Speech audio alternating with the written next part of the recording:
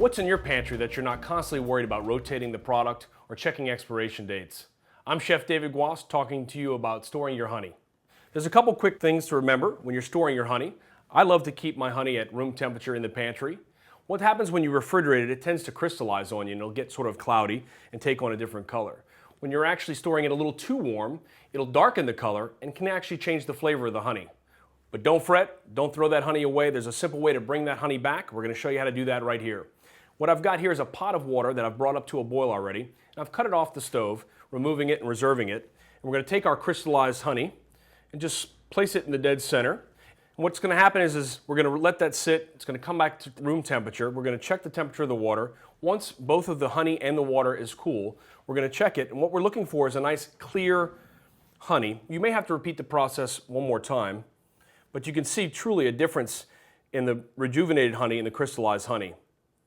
Now that we've got our honey brought back, we're going to use it in our home-style honey crust for our cheesecake. We're going to start with a little bit of whole wheat flour. We've got some sugar. Then we've got some salt, baking powder, baking soda, a little bit of cinnamon.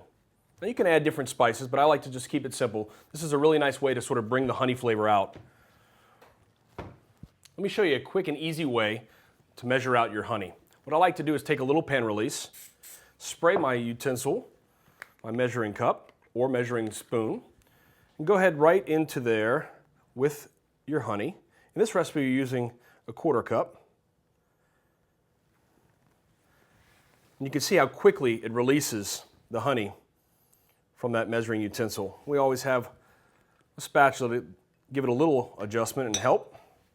But I go ahead and write it directly into my butter. I'm going to swirl that together. It just makes for an easier step when we're adding these two ingredients to our crust. We'll mix that, bring all that together. We'll go over to our mixer, which we've added all of our dry ingredients. We'll go ahead and turn our mixer on low speed. Go ahead and drizzle in that honey butter.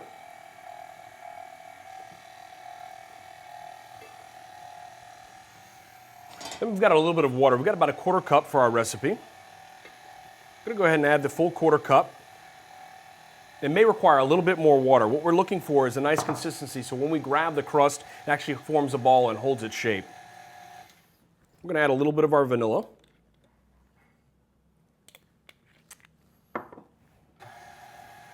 Let's go ahead and check the consistency of the crust before we add any more water. And again, we're just going to grab a handful and squeeze it. And once it's holding its shape, we know we're there. Now that our crust is the right consistency, we'll go ahead and press it into our pie pan. We're going to sprinkle that in. Just dump the whole amount. We've got our oven working right now at 325. We're going to go ahead and just use our hands and just press that crust right along the edge. You can see how easily it presses. What you do want to focus on is actually having a nice even base and an even side. Go ahead and place that in our oven at 325.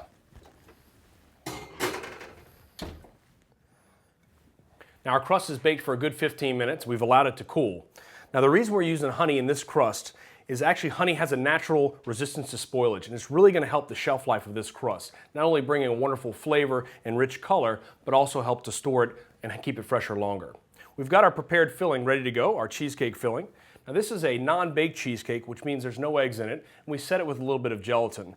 Now that our crust is nice and cool, we're going to go ahead and pour that filling directly into this beautiful honey home-style crust and just smooth it out.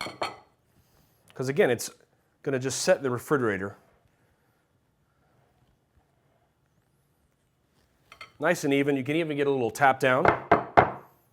We're going to go right into the refrigerator for a couple hours. This one's been set for a couple hours in the refrigerator. We've gone ahead and sliced it. You can see how gorgeous that is and how easily it cuts. I'm going to go ahead and garnish it with just a little additional honey. I'm using buckwheat honey. And this is, again, just for contrast of flavor and also a little bit of color.